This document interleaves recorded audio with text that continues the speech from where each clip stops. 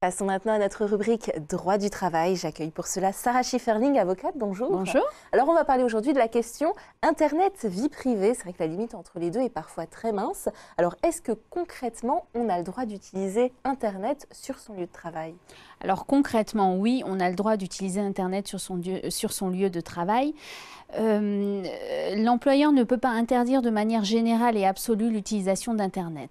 Par contre, dans la mesure où la loi ne prévoit pas d'interdiction de certains sites ou de certaines pratiques, il est préférable pour l'employeur de mettre en place ce qu'on appelle une charte informatique pour réglementer l'utilisation de l'outil informatique. C'est-à-dire qu'il faut qu'il indique quels sites sont interdits, quel filtrage il met en place pour éviter aux salariés de se rendre sur certains sites et surtout quelles sanctions sont encourues par les salariés s'ils vont sur les sites interdits.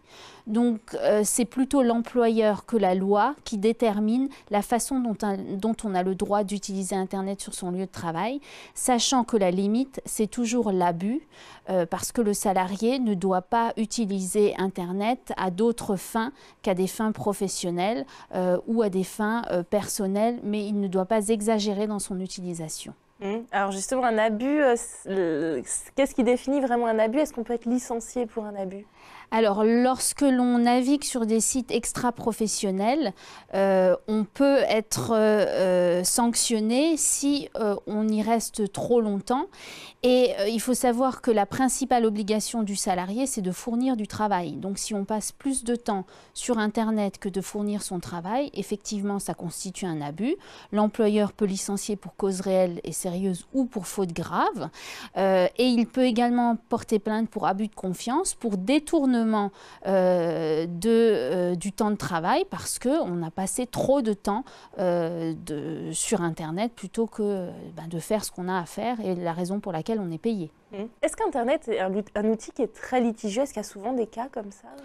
Non, pas vraiment, parce que Internet, alors on n'en est pas vraiment au début, mais les réseaux sociaux, pour l'instant, c'est pas encore entré vraiment dans l'outil au niveau professionnel.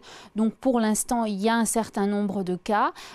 C'est d'ailleurs parce que ça n'est pas décidé dans la loi qu'il y a un certain nombre de cas. Donc les juges sont juges de savoir si il y a eu abus ou non. Et il y a encore une certaine latitude. Donc il y a certains cas, mais c'est pas le principal sujet de discussion devant les conseils de prud'homme.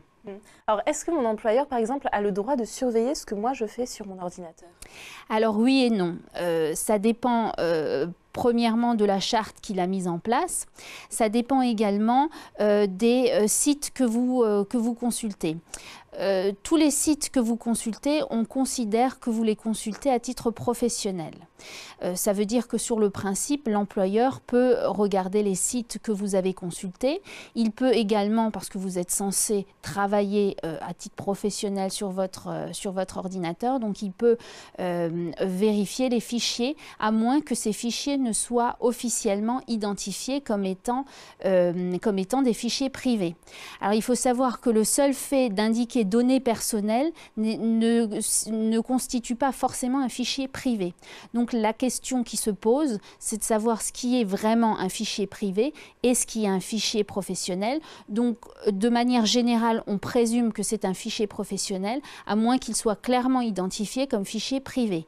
Mais même dans les fichiers privés, vous n'avez pas le droit d'avoir des images ou des choses qui sont interdites par la loi, parce que là, ça peut justifier une sanction. Est-ce qu'il a le droit de restreindre l'accès à certains sites? Alors, oui et non. Il n'a pas le droit de restreindre de manière absolue l'accès à certains sites. La loi n'a pas tranché, ni la loi ni la jurisprudence n'ont tranché la question en ce qui concerne les réseaux sociaux notamment. En tout cas, la CNIL, la Commission nationale informatique et liberté, interdit une restriction totale et absolue. C'est-à-dire que l'employeur ne peut pas dire « j'interdis de manière générale à tous mes salariés d'aller sur Internet ». Par contre, il peut, dans la charte informatique, indiquer les sites sur lesquels il ne souhaite pas que les salariés se rendent parce que ces sites n'ont rien de professionnel ou en dehors de la charte informatique, il peut limiter l'accès à certains sites, mais il doit pouvoir, lorsqu'on le lui demande, justifier de la restriction aux libertés individuelles qu'il impose aux salariés. Alors, est-ce qu'on peut dire ce qu'on veut sur Internet et notamment sur les réseaux sociaux concernant sa boîte ou son employeur? Alors oui, vous pouvez dire ce que vous voulez, mais vous risquez une sanction.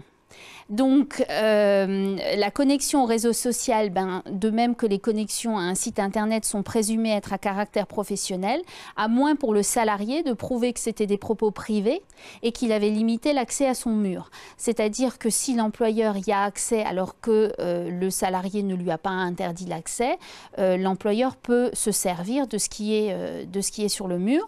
Il faut savoir que la liberté d'expression, elle trouve ses limites toujours dans le cadre des propos injurieux, diffamatoires ou excessifs contre l'entreprise, contre les dirigeants ou contre ses collègues. Donc, le salarié peut faire l'objet d'une sanction s'il a des propos diffamatoires, par exemple, à l'encontre de ses collègues ou de son employeur. Et il peut faire l'objet d'une plainte pénale pour injure publique, parce qu'à partir du moment où il ne prouve pas que c'était dans un cadre strictement privé, eh bien, c'est public et il peut faire l'objet d'une plainte à ce titre. Alors, est-ce que les réseaux sociaux peuvent être aussi une preuve pour contredire les déclarations d'un salarié? Je pense notamment, je dis que je suis malade et puis après je poste des photos de moi en train de faire la fête. Est-ce que ça peut être une preuve? Alors oui, ça peut être une preuve si les propos ou ce que vous avez posté est public. Si c'est réservé à vos seuls amis et que l'employeur ne fait pas partie de vos amis, normalement, il ne peut pas l'utiliser. Après, lorsqu'on est devant un conseil de prud'homme et qu'on apporte certains éléments, les conseillers prud'homme peuvent les écarter parce qu'ils doivent les écarter, mais ils peuvent quand même les garder en mémoire pour rendre leur décision. Donc, ce n'est pas parce qu'une preuve est écartée qu'elle n'est jamais prise en considération à aucun titre.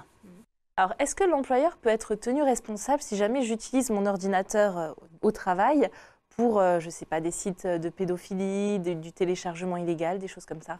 Alors, la plupart du temps, ce sont les adresses IP des ordinateurs qui sont prises en considération par les services enquêteurs pour trouver le responsable.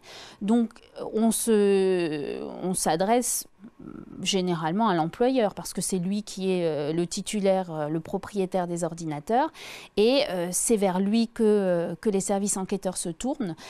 C'est la raison pour laquelle la charte informatique est importante parce que dans la charte informatique, vous pouvez vous dégager de votre responsabilité, par exemple en la faisant signer aux salariés, en indiquant que si jamais il y avait des poursuites au titre de l'utilisation frauduleuse d'Internet, eh bien l'employeur se dégage de sa responsabilité et se retournera contre le salarié concerné, sachant qu'il peut se retourner pour détournement de l'outil informatique et il peut se porter plainte pour abus de confiance contre son salarié si jamais de tels faits devaient se produire. Enfin, dernière question, un mot sur une pratique qui, je crois, se fait souvent, le fait que les employeurs prennent un petit peu des informations sur leurs peut-être futurs employés sur Internet, sur les réseaux sociaux. Est-ce que ça, c'est parfaitement légal?